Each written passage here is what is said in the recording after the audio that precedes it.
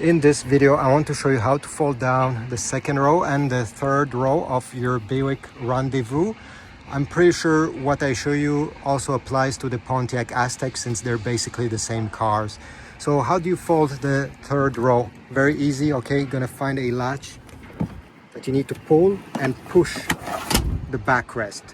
Okay, it will fold flat in the floor, and if you want to bring these back, but first we need to unlock. Okay, unlock here, and then you'll be able to pull on that loop.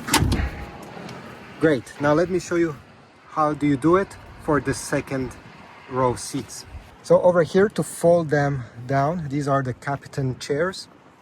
You're gonna pull this completely and the backrest will fold flat by itself. If it's not falling down, it's stopping at around here, use your hand and bring it down.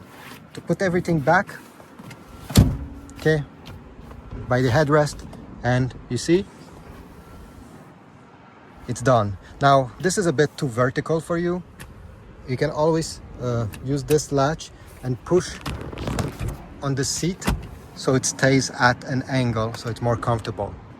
Thanks for watching. Please leave a like, subscribe, and comment down below. Thanks for watching.